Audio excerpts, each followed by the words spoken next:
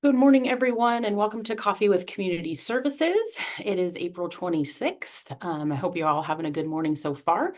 John Decker is at, I think it's the CCNL conference, so he will return next week. I know I told you guys last week, and I had an error. So he will to return next week, though, to Coffee with Community Services.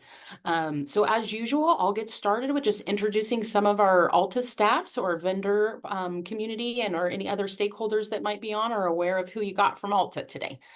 So on my first screen, I see Sydney from Community Services. Good morning, Cindy, and Ms. Jaslyn. Good morning, Jaslyn. Miss Michelle Duchenne is one of our community services managers, and we have Miss Christine Hobbs, one of our vendor coordinators. Good morning. And good morning to Miss Helen Neary, our other community services manager. I see Madison is on. I'm thinking Madison might be a service coordinator. We've actually never met Madison, but good morning. And Miss Kanisha Hurd is one of our adult client services managers, as is Miss Cindy Lay. Good morning, Cindy.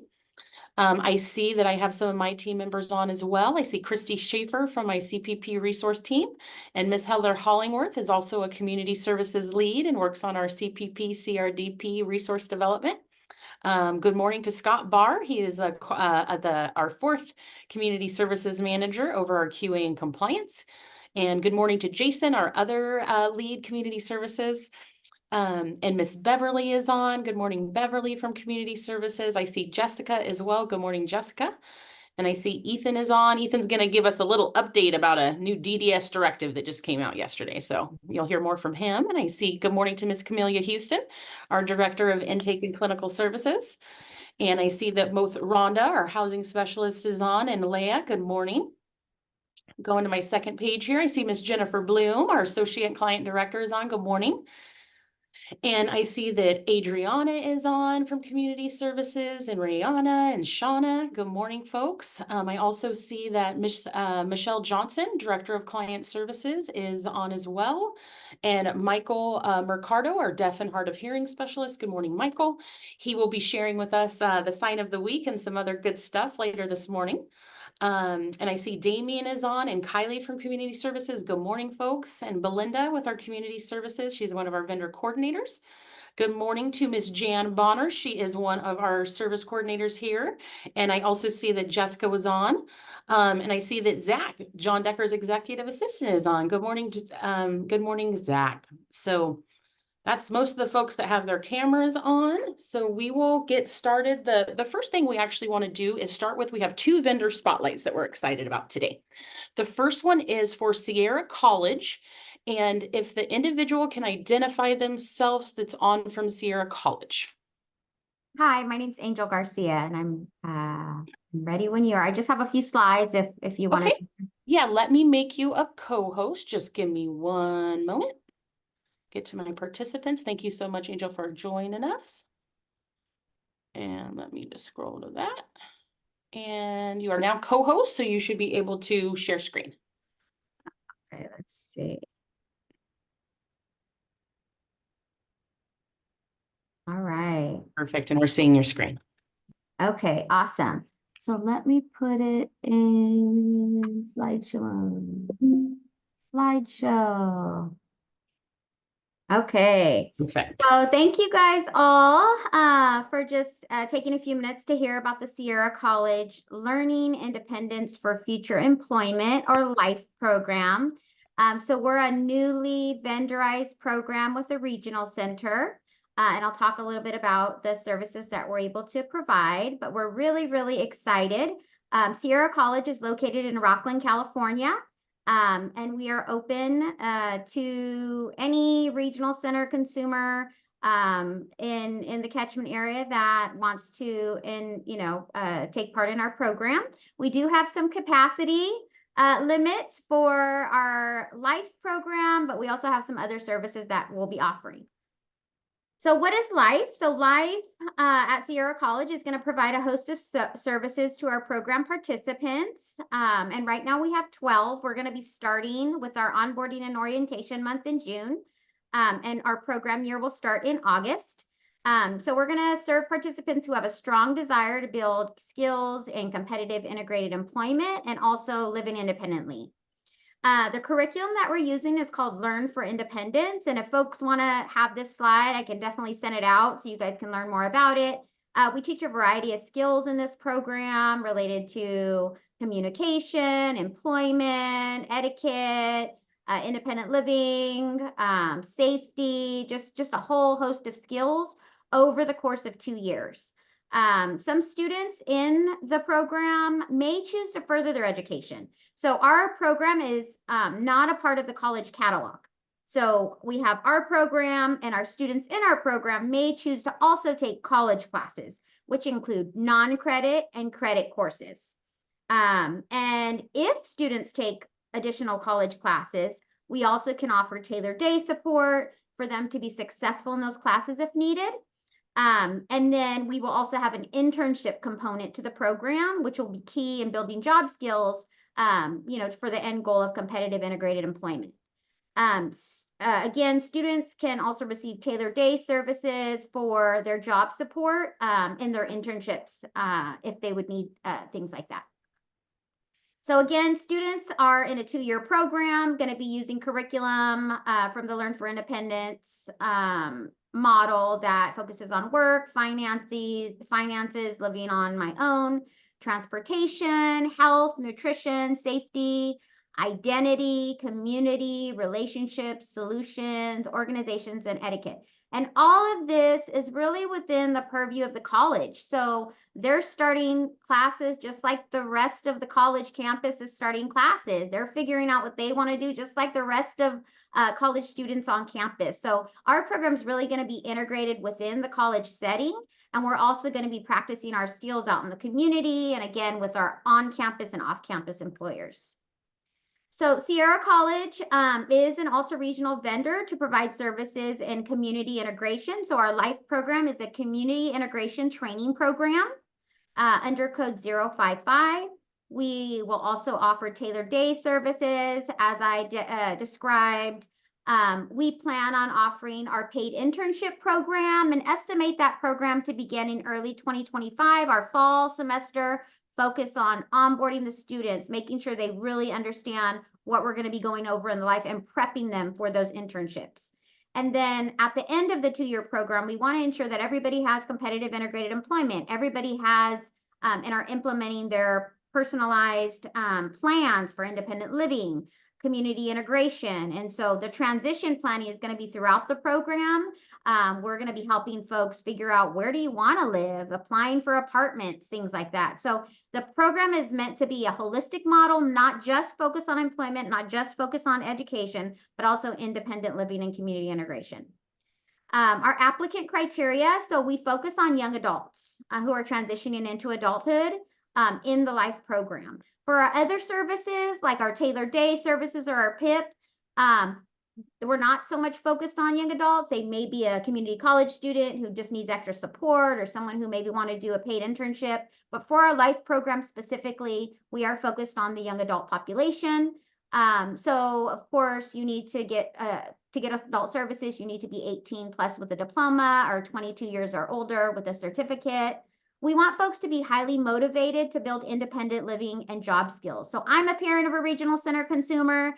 I'm a mama bear. I go out and look for all the programs, but say if my child was interested, they really need to speak for themselves to say, I'm interested in this program. I want to participate in this program. So it's not going to be parents saying, I want my child to participate. We want parents and families to be involved, but we really want our participants to be motivated and want to come because it's a time commitment.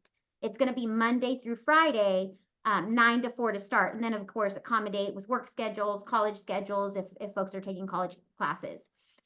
We want our folks to be committed again to participating in our comprehensive program. And then the other thing is we want our participants to be able to safely and independently navigate the college campus, surrounding community and internship portions of the program. So if folks have some pretty significant behavioral needs, we don't have additional behavioral supports. We understand that folks may have additional physical needs or other things like that, but again, that would have to be a conversation between the consumer, their service coordinator on, can they get additional support to participate in the program? Because our program just really offers the paid, community integration, the tailored day service, the paid internship. So we're not doing like, you know, any intensive behavioral supports or anything like that. Again, program schedule 2 years. Our program year will start August 1st and goes to June 30th every year. So we don't do program in July, Monday through Friday, 9 to 4. Schedules could be adjusted again to work or college class schedule. Right now we've enrolled 12 students. We've established a wait list. We're going to be starting in June again for our onboarding and orientation month. Our program year will start August 1st. And then in January 2025, we'll have our new application process. And this is important because we've already have our 12 students that are going to be starting, and every year we'll do a cohort of 12. And that's just for the community integration program. If we go through our wait list and some spots open up, I will communicate to service coordinators who have reached out. But at this point, we are full. If we have more spots open up, I wouldn't want to start someone too late. So I would probably only add someone maybe November, December, because they would kind of be behind our curriculum if they like start in January or February or something. That'd be kind of towards the end of the year. It'd be better for them to just apply for the next year. And then again, TDS and PIP services for non-life students will be offered. So again, Angel Garcia, I'm the Life Program Manager. Here's my contact information for folks that want to get in contact with me. And I can definitely share this PowerPoint out for anybody that wants to have it. And I'm open for questions. Thank you so much, Angel. Sounds like a great program, and that's awesome that you guys got your 12 signed up. Let's see if there's any questions in the chat. I thought I saw just a comment saying thank you for the great info. Do folks have any questions for Angel? There's nothing in the chat. Right Okay, thank you so much, Michelle. Okay, well, if folks don't have questions, Angel, we really appreciate your time. Thank you so much for coming to share at our vendor spotlight. We have one additional vendor spotlight before we get into the rest of our agenda. So I want to welcome Jerry Poole from Central Valley Training Center. And Jerry, I did make you a co-host. And I know that you have a program participant with you. So we're excited to meet that individual as well. Yeah, thank you. So I'm Jerry Poole, the program director at the Sacramento site for our Central Valley Training Center. I'm just going to kind of go over and highlight some of our program designs and what we offer. So the first one we're going to go through is our employment training program. We currently have 34 individuals enrolled with 11 spots open. So we're looking to, fill those other vacant spots. A couple of things we offer is some certifications. So we do offer an OSHA certified janitorial curriculum that's based around kind of going in, learning about chemicals, safe things to utilize for touching different surfaces and stuff, different cleaning opportunities, and then they get to take that with them for their resume and kind of building on that. We also offer the food handling certificate, so they're able to get their food handling card and just work with like food safety and things of that nature. To kind of help offset that, we do have some job opportunities here at our site that they're able to kind of work through and get involved with. Those are paid at minimum wage. One of them is a janitorial crew. The other one is a food trailer. Some good news is we just got approved with the SACTO MOFO in Sacramento area. So we'll be doing some events and stuff with them, coordinating that. So that did get processed and went through last week. It's just other things we kind of do is we're working on work and job readiness and employment skills. So we work through mock interviews, helping them set up resumes, working on teamwork and just different things you might find yourself in situations where you're working and how to work through those to handle them together. We also have fun. So we do some community integration. So going out, working on team building skills, going out and playing bowling, basketball, like kind of building the team together, barbecue. So we do provide some community integration, some self-advocacy skills in there, but our main goal for this site is employment training. So I'm going to let James kind of take over from there and kind of give his feel on what we see in the program. Excellent. Welcome, James, to Coffee with Community Services. We're excited to have you. Hey, so as you know that I am a client here. I've got hooked up with janitorial and lunch truck certificate, which now can help me in the future if I wanted to look for a job of working around chemicals or even food, which is really awesome because it makes it a lot easier on me. Um, Also, they chose me as a student council, so I help this lady is Priscilla that works here. She's a counselor and I help her like come up with some ideas to do with the other clients. Like for an example, recently we did the egg drop, and so we get to learn and have fun at the same time, right? That's pretty dope. Uh, yeah, we did that. We made cookie houses or something. That was pretty dope too. Um, but yeah, I've learned a lot here. It's pretty amazing, actually.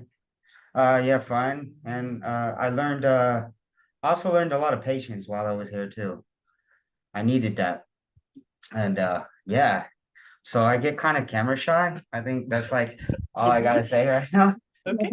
Well, All I gotta say, that was great information and it's excellent to hear from you and your experience, right, within the program. So what's your favorite thing about the food truck? What's on your guys' menu? I like to eat off the food Uh-huh. truck. Yeah. What do you guys make? I don't know. The new sandwich they have now, it has like turkey in it and or chicken. Pesto chicken. With a pesto chicken. Nice. It's pretty bomb. It's Mhm. pretty good. Good. But my favorite station is on that truck is working the cash register because I like talking to people. Oh, nice. That's a great skill set then, right? So you can Yeah. get your money skills in and consult with people. Yeah. So, Jerry, tell me a little bit about if folks wanted to go have lunch at your food truck on certain days. I know you guys are at your CVTC site. Can you give us a little bit of information about that? Yeah, currently we're operating Wednesdays, Thursdays, and Fridays at the CBTC location. We're located at 1037. Oh, there he goes, just popped up. Yeah, thank you guys. Thank you, Christy. So we're located there. So the food truck's available. We operate between about 10 and 1 Wednesday, Thursday, and Friday. Tuesday is kind of a prep day, so the individuals go out, they prep at the commissary and stuff. We do like sandwiches, soup, salads. They have nachos, fresh lemonades, so different things. I think we just started iced coffees. So really trying to branch out and kind of get into that. From my understanding with the Saxo Mofo like link up and partnership, they'll send out events to us. So Okay. what we'll probably do is we are on social media and stuff. So most of our social media links will be tagged for that. And we'll send those out as we're going to different events and stuff in the area. Excellent. And I know that for the Alta staff here, we are going to work with our property manager, Basin Street, to see if we can get CVTC into the rotation because we have food trucks come here to the office on Tuesdays and Thursdays. So now that you are all registered, me and Christy will be working on that, Jerry. So that's really exciting. So we'll keep our Awesome. office posted too. But it's so exciting to hear about the opportunity for our clients. So thank you so much. Yeah. And then if it's okay, I just wanted to share a Yeah. quick video. We That's have a great. video that's kind of a work in progress right now, but they said I could share it with you guys. So I'm just gonna share. It's about a 2-minute video, and then I appreciate your guys' time. So Yeah, thank you so much, Jerry. That's great. let's see.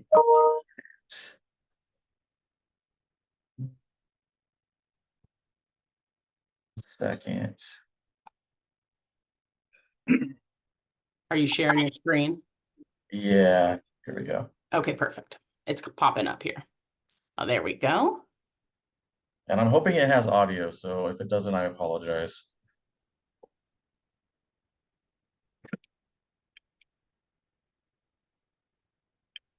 Hey, have a good day. Mhm.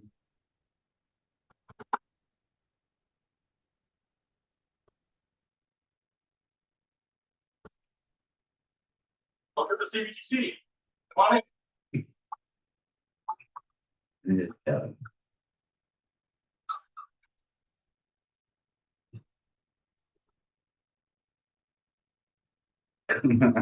Yeah.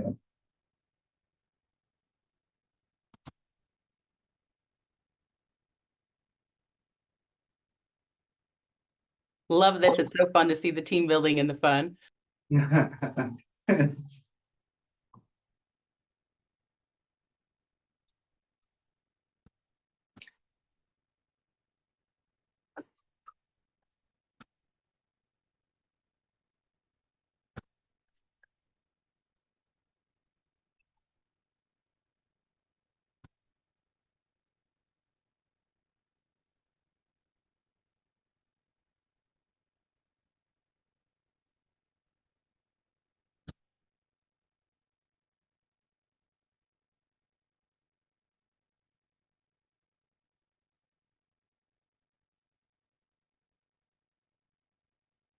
Looks like you guys got a great site.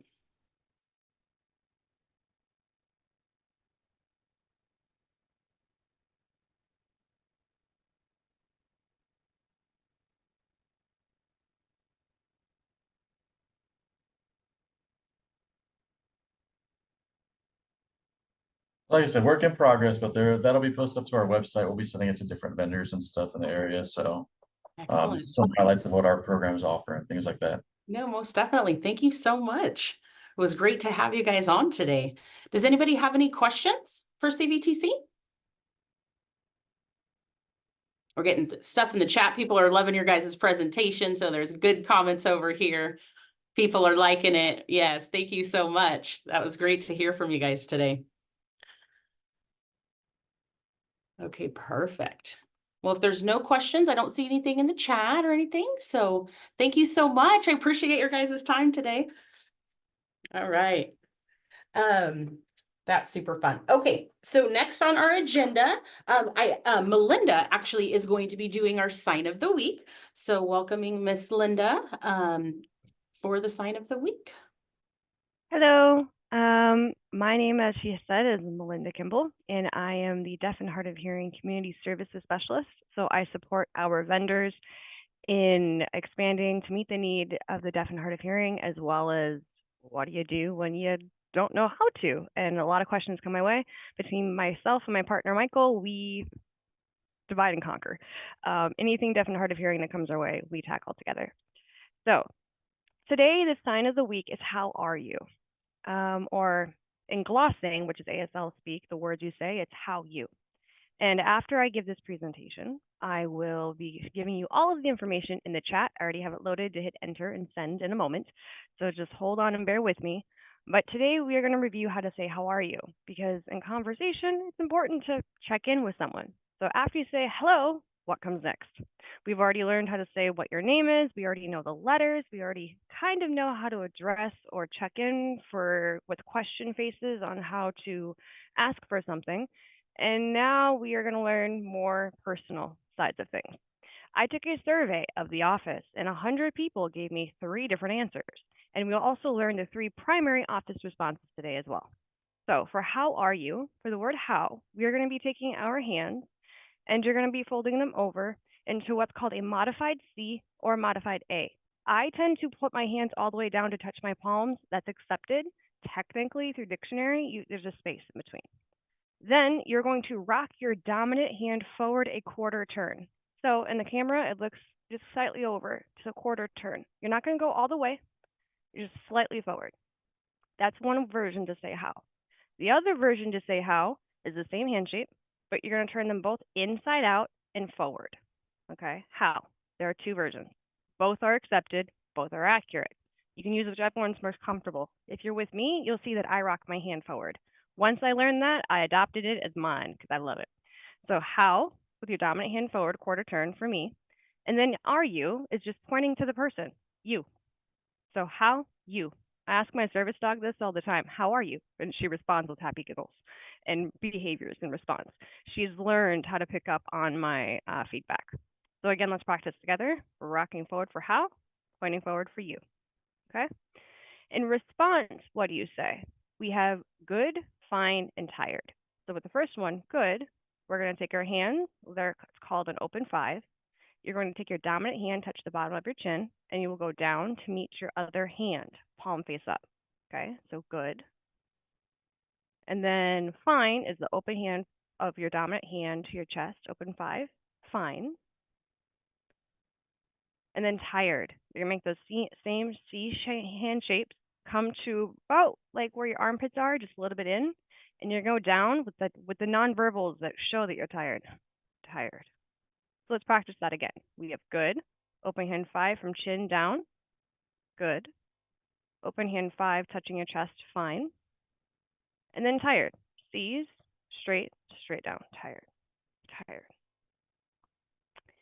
The fun fact for today is learning where about the football huddle comes into play. Now, a lot of people have asked me, well, how do we, talk in sign language, and why is there so many different things, and where do they come from? And they asked me a bunch of questions. And the fun fact for Deaf Culture 101 this week is the football huddle. The football huddle was invented in 1894 at Gallaudet University, which is the only deaf university in the world, by a quarterback named Paul Hubbard. He created this football huddle, or this grouping, because he was playing another deaf team that season, and he needed a way to prevent his opponents from stealing the signals given to their players. After Paul graduated, he worked for the Kansas School of the Deaf, where he continued to use the huddle as the head football coach with the students, and the concept quickly caught on. Soon after, you saw several college football teams in the Midwest that adopted this same maneuver, and within a few years, virtually every football team from high school to college and NFL used the exact same maneuver. So there's your little trivia for today. And now I will pass it on to my colleague, Michael, who has some more information for you. Excellent. Thank you so much.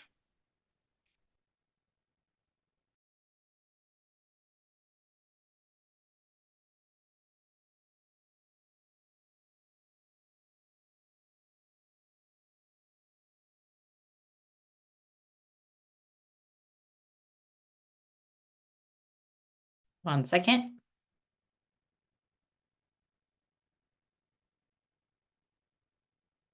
Okay, so now I just wanted to discuss about interpreters. Let me find the interpreter here real quick. Make sure I got her. So I just wanted to elaborate on deaf and hard of hearing. And, you wonder how we can make phone calls on a daily basis. How do we communicate? How do we make the phone calls? What do we do? So deaf people can actually make phone calls, and that's through VRS. And I will expand on that. And then there's another mode of communication called VRI, and what those are specifically. So deaf and hard of hearing individuals who use sign language most of them have a VP, which is called a video phone. And it's an equipment that's set up on a desk, and I can see myself on a screen, and there's an app that you download, and it's a software that is connected to that, and you can have it on an iPad or any device. So a VP, video phone, is regulated by the Federal Communications Commission, and there's funding that's set up for VRS interpreters, which is called VRS Video Relay Services. So there's interpreters that are vetted and who are skilled to interpret phone calls, and they're actually on a screen, on the computer screen. So when I make a phone call as a deaf individual, I want to call one of you guys. I dial in your phone number into the system, and it automatically calls and connects. Once an interpreter is available in the queue, an interpreter comes up. I can see them in the screen, and the interpreter shows that the phone is ringing. We'll sign that, and they'll be interpreting the call, and that's how we make phone calls. And it's a free service for deaf and hard of hearing individuals, VRS, Video Relay Service. And it's a huge benefit for us to be able to communicate and make phone calls. The next thing is VRI, which is Video Remote Interpreting. And that is fairly a new thing that's come up within the last few years. So, the deaf individual with a hearing person is in a room. Let's say we can't get an in-person interpreter. We have a interpreter that's set up on a screen, and it's through the video. So an interpreter will be there remotely, wherever they may be, and we can have a conversation. The interpreter is there live. It's live time. And so VRI whomever pays how VRI is funded, it's whatever organization it may be that needs the interpreter, the hospital or the vendor or whatever business it may be will have a contract with an agency and will pay. So us deaf individuals do not pay for the interpreters, that organization does. And so these organizations will have to have a contract established. So those are the differences between VRI and VRS. So during work, I will use a VRI interpreter to have a meeting with my boss. And that will, the interpreter will come up will be set up will be on the screen. And that will be the access that I have. And so does anyone have any questions regarding VRI or VRS interpreting?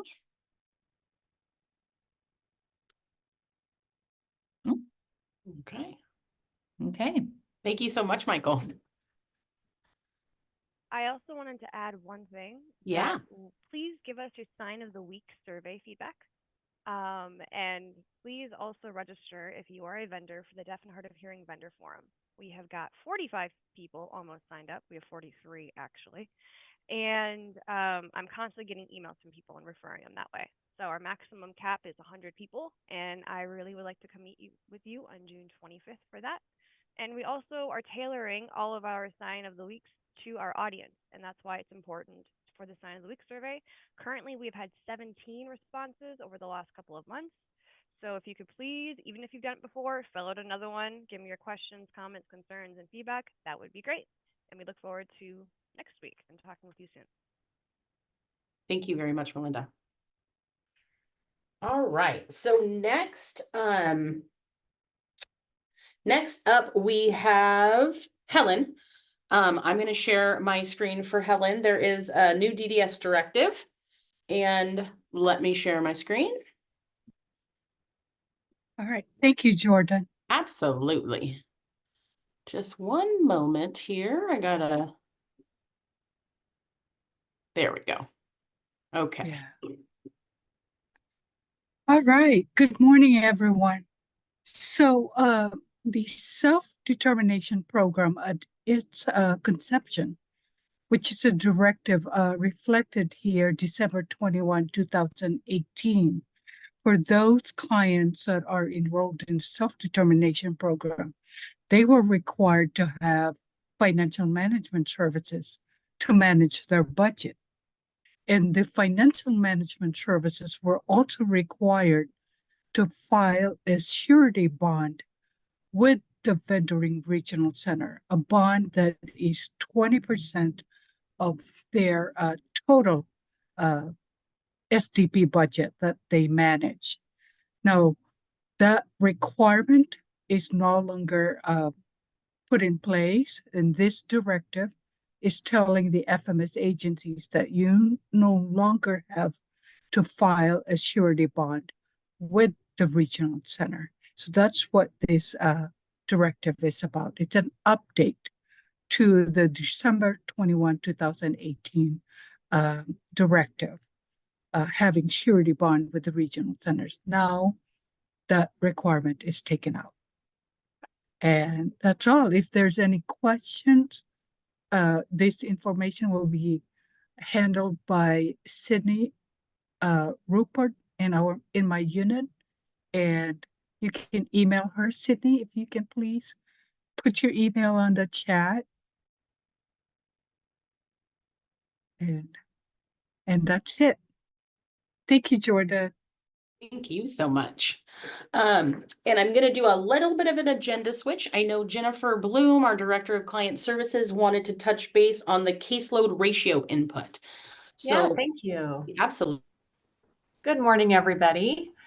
So you probably have heard about caseload ratios, and I just want to explain for those who may not be familiar what that means and then why I'm talking about it today. So caseload ratios it measures the number of clients assigned to one service coordinator. In some cases, ACRC's caseload ratio is too high. So the DDS, the Department of Developmental Services, has 6 categories of caseload ratio requirements. ACRC has met the requirement in 3 out of the 6 measures. We are launching a campaign to seek input from ACRC employees, our stakeholders, community providers, anyone who's interested to share data to share details and suggestions about how we can reduce and improve our caseload ratio. So this morning, I sent an email to all ACRC staff with details about this information. Michelle Johnson, also Director of Client Services, and myself are sending this email and information out to others that we work with regularly, such as the State Council on Developmental Disabilities, the Mind Institute, Warmline Family Resource Center, and others. We're also going to be launching, if you will, like a social media campaign, sharing on our website, sharing information across our social media platforms every week until the timeline to receive input expires. That date is June 3rd. I'm going to put the email address in the chat where information can be shared. We welcome all suggestions. When we don't meet the caseload ratio numbers, we are required to submit a plan of correction to the DDS. And so that's your feedback, and the feedback that we receive will be incorporated into our plan of correction. And we're actually going to note not who gave the feedback, but what feedback was received. So this is just something that we want to share with everybody. You will be seeing this over the course of the next month and a half, because feedback is open until June 3rd. So that's what I wanted to share. Are there any questions about that? I can go over the ratios, but I didn't want to give a bunch of stats in the moment if that's not helpful. Yeah, whatever folks need. Yeah. I did send it to all staff, but Okay. I know that we have vendor providers here too. So yeah, does anybody have any questions for Jennifer? Well, we'll look forward to getting our community's feedback, right? By the 3rd. Yes, absolutely. super important. It's our Yes, most from our valuable. Mhm. Yeah. So there in the chat, you will find a little blurb about what we're looking for and the email address. Okay, thank you so much, Jennifer. I Thanks, appreciate that. Jordan. Yeah, absolutely. So next on the agenda, we actually want to show you guys that we are holding a statewide request for future proposal for the FMS. And so give me just a moment to share my screen. This is information that we have on the website. So I can put this in the chat when I am done. But I know John Decker is very excited about this statewide request for future proposals. So all regional centers throughout California are soliciting proposals for the development of a financial management service to support implementation of the following: self-determination program, participant-directed services. They want to expand the equitable access to restored social recreation services, and then access to employment opportunities through competitive integrated employment and paid internship programs. So the FMS will be delivered statewide through 3 separate regional areas, right? Looking at the southern, central, and northern. An SMF provider will be selected for each region, right? So take a note that an FMS service provider may be selected to provide the service in more than one region. Each region will independently select an FMS service provider for their respective region. And if you click on this link here, it takes you to the full proposal with the application. And John Decker is hosting a bidders conference, right? Our stakeholder meeting for individuals to hear more about it. This is in partnership. The 3 regional centers that are helping oversee the different regions, right? We have East Los Angeles Regional Center for the Southern. We have Kern for Central, and then Alta Regional is the lead for our northern area. So there is a Zoom conference on April 30th at 3 p.m. And so folks can join on and hear about that. The applications, they'll go into detail about what is required in the proposal application. And this is just, kind of standard information here that, we won't be able to process any incomplete applications, and those applications we will be due May 15th. It is not a requirement that individuals applying for the RFP attend the bidders conference, but it's always a great idea to get on there and see, get it presented and ask any questions that you may have before one goes to apply for the FMS RFP. And the total startup funds for the whole state are 2 million, right? So, or 6 million, 2 million per region. So I know John's really excited about this. Let me stop sharing so I can put the link in the chat.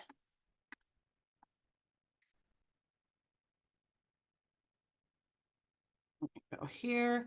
And I'll be honest, I'm not an expert in FMS, but if anybody has any questions about the bidders conference, I can absolutely address those. And I know Miss Helen is a FMS expert.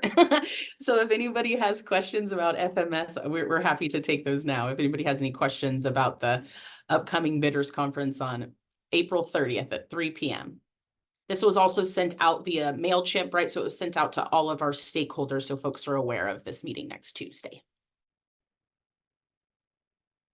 Okay, and I don't see anything in the chat. Any questions there? Okay, so next two agenda items are items that John was wanting us to share. Community members had let us know about some events that were happening. So let me share my screen again.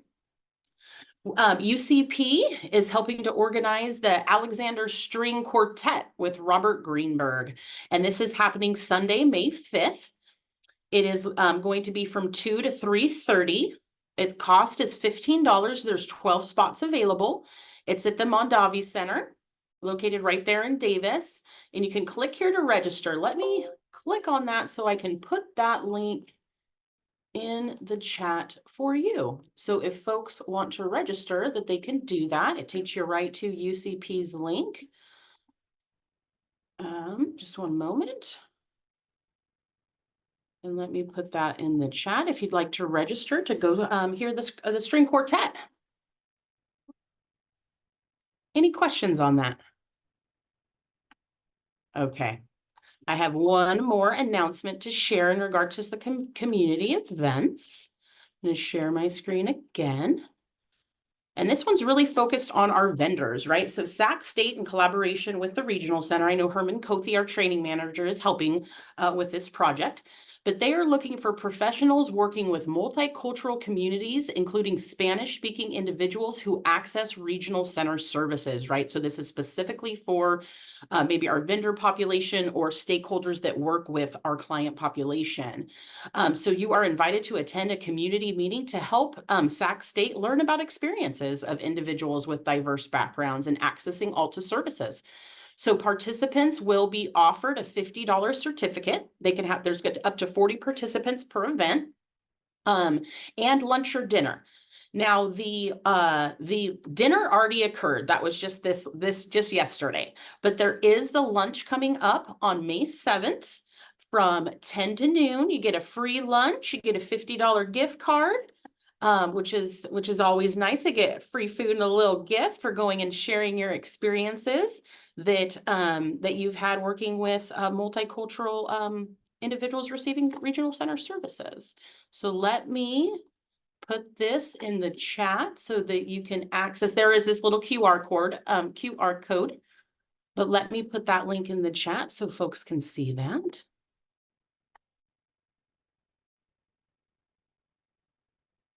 Just one moment. Does anybody have any questions? I do know that Herman Kothi is involved in that. He's actually at an event today, so he's not at coffee. But it sounds like a great opportunity. Yes. And Shamir, yeah, thank you so much. You're involved with that as well. So thank you so much. Okay. All right. And then next on our agenda, Scott Barr is going to give us a little HCBS update, our weekly update. All right. Everybody hear me okay? All right.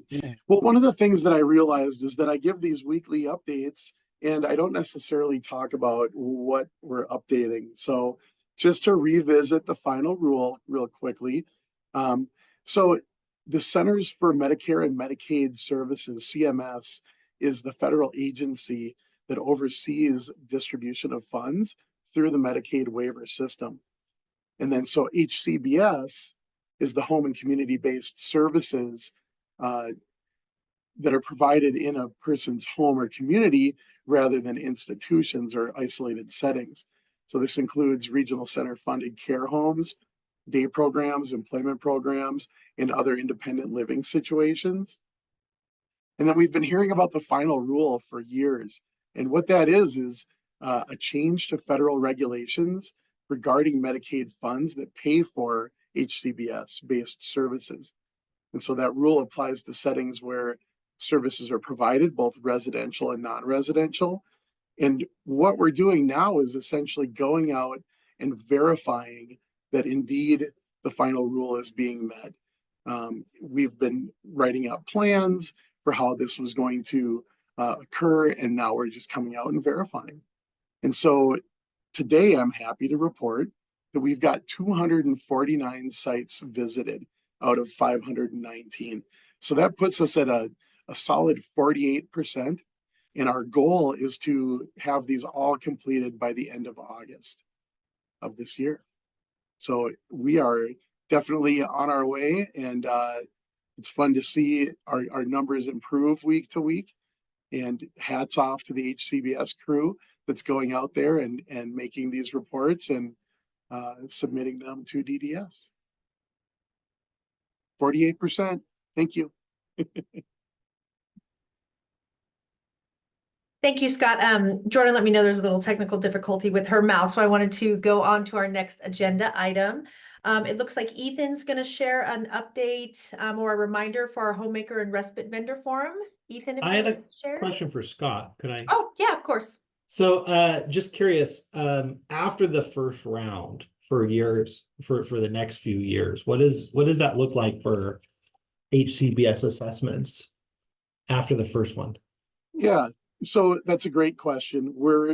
We don't have that directive quite yet. I know that a lot of the regional center, several other regional centers haven't made the investment in staff the way that we have. And so we're proud of the fact that we've brought on so many people and, are basically training them to be able to be the next wave of staff here at the regional center, whether that's with HCBS and monitoring and maintaining the final rule, or if it morphs into more of an audit team kind of position. Oh, so we're just not really sure what the requirements are of regional centers. If it's a reoccurring audits on a certain basis, or what we're just not really sure what it looks like after the first it hasn't been released after Okay. August yet at this point. All right. Cool. Thanks. Thank you. Perfect. Thank you. Ethan, if you wanted to go ahead and share the upcoming forum. Yes. Hi, everybody. My name is Ethan. I'm one of the specialists here in Helen's unit. And I'm here just to remind the vendors that we are having a forum for all the vendors that are vendoring with personal assistant, homemaker services, and in-home services. And the meeting is going to be on April 30th, next Tuesday at 1:30 p.m. And I really hope to see everybody and get to know everybody. Thank you so much. I'll see you then. Thank you, Ethan. So I wanted to actually share my screen. So I'm next up on the agenda, just doing a little DSP stipend update. So is everybody seeing my screen there? Yes, thank you. So I just want to kind of share with you all, we were at the DICE job fair, and Carly will be sharing pictures of that. So we had a booth set up, continuing to promote our stipend. So right now we are at 57,000 for the statewide, but I wanted to kind of share our numbers. So since last time we chatted, We have had a 6.4 growth, 205, and we are currently at 10,521 trainings. So we're still about, I think when we were looking about 300 up there. So we have 66 days until this program is done. So we're just continuing to promote and ask that you guys have staff take part in that training. Thank you so much, Michelle. My mouse is working. Okay. Good. Does anybody have any questions for Michelle? Our area is doing very good. It's exciting to see that we have such a great turnout from our vendor population up here in Alta. So it's fantastic. Okay, for now, that's all the agenda items we have. I don't know if anybody else has any questions or comments before we log off for the day. Eric, yeah, please go ahead. There is a survey being done on the DSP workforce. So this is done by the California Institute for the Study of, I hate the acronym. Teresa Anderson runs it so it's a research institute developed specifically on our system, on the families and individuals who use the system, on the provider networks, and also the regional center service coordination pieces. And it's meant to really give the state much better data and insights into those populations and what people are hearing and feeling and seeing, because we have a lack of information problem in the service system, especially when it comes to fighting for increases for staff or service equity issues and going to the state and saying, do this, not that. This is going to cause these problems. We did not have the data to show how many people are affected or what our workforce looks like.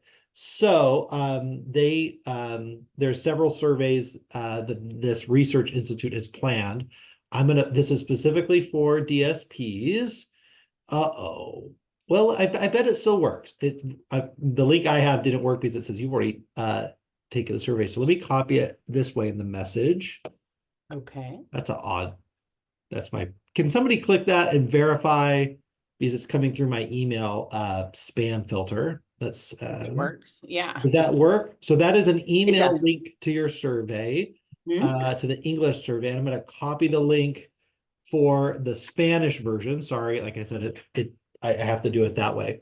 So if you, as a provider, employ DSPs, they're closing the survey on Monday too. So sorry for the late notice. It's come out through other areas, so you may have already seen this. But we're really trying to get people who qualify as a DSP, which spend the majority of their time doing some sort of direct service work in the field, to take this survey. It's not very long, but it's really going to help us understand what the direct, who's providing direct services across the state, what their age is, what kind of jobs they have, if they have more than one job, what their, the rest of their family looks like. All of that kind of data really helps us to come back. So for example, we know that a majority of our workforce, and this is true for nonprofits and the service industry, so it's not a surprise we skew female, right?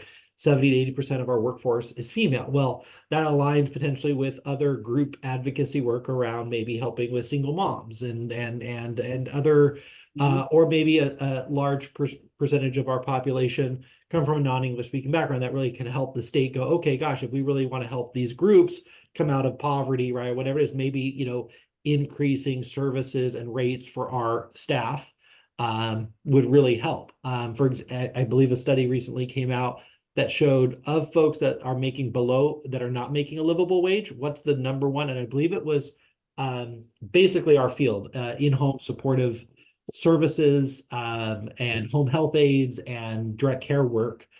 So, for the state, to target us and say, hey, what's this workforce look like? What kind of resources do we need to give to the workforce? Is this, this is really important for kind of our long-term goals. So if at all, it needs to probably be today or tomorrow, because they're going to close a survey on Monday. Okay. If it's easy and you haven't had your staff do it, if there's any way you could just have folks pop in and do that survey today. I know they're really trying to get their numbers up before they have to close the survey. Thank you so much, Eric. Great information. Of course. And then I've got another one. Good. Keep it coming. May 21st, actually I should go back. Providers here in the Sacramento area have started what's called the Capital Coalition. And what this is, it's basically an advocacy group to really fight for services, for providers, for folks that receive our services at the state capitol, because we are the Capitol Group, right? We have the privilege of living and working here in the state capitol. So in some ways, we represent services all throughout the state, but it's in our backyard. And so we want to start making sure that this group of providers, us, have a presence at the Capitol to represent, let's say you do day programs, right? We have the opportunity to go and maybe take some of our folks to the Capitol, take some of our staff to the Capitol, have a presence at the Capitol a lot easier than say somebody in San Diego or LA or San Francisco can. So we've created the Capitol Coalition to start this before this budget year ends, to make sure that we have a presence and we're representing specifically us in this meeting, but also providers throughout the state on those issues that we know are really important. We're fighting for full implementation of the rate study, making sure that that does not get delayed, so that we can move forward as a system. May 21st. So mark your calendars, May 21st. There's flyers that are going to go out, but that's the date that we are looking at having a presence on the Capitol. We've developed partners with CDSA and CCLN and ARCA, and I'm sure we've asked ACRC to come out. We're going to, partner with everybody, especially local folks, but this is an opportunity for you as providers to kind of get connected to some of those things that happen at the Capitol. Us and providers here at this regional center are really leading that effort on the Capitol Coalition. And this is meant to be year over year. So stay tuned. We're looking at continuing the Capitol Coalition after this budget year, and maybe creating some other events for us, but also in a way that we can influence what happens at the state and how the system is really run from the top down. So May 21st, I believe we're starting at like 10:30 in the morning, but there's a flyer and more information to come. So I just want to put that on everybody's radar. You'll hear more about it, but May 21st at the Capitol. That's our time. Thank you so much, Eric. Does May anybody? Day is what we're saying, May Day. Nice, I like it. May Day. That was Lindsay Dyba, I believe. So May 21st. And I know that will you be here at coffee next week? We're hoping that you can talk about it a lot if you're be willing to chat about this next week, because we know we have a lot of vendors who are at the CCNL conference. So if you want to chat about this next week. Yeah, sure. Yeah, there's a whole bunch of us that do it, so it doesn't have to be me, but absolutely, I'll talk about it next week too. Right, because we just know we have a smaller vendor pool today due to the conferences going on. Yep. Okay, well, thank you. And thank you, Rhonda, for that suggestion. That was a great idea. Okay, folks, that is it. We have reached our time. So I hope you all have a great Friday afternoon and a good weekend. Did you need anything else, Eric? No. Okay, great. Okay, thank you all so much. Have a great weekend. Cheers. And thank you for joining. Bye-bye.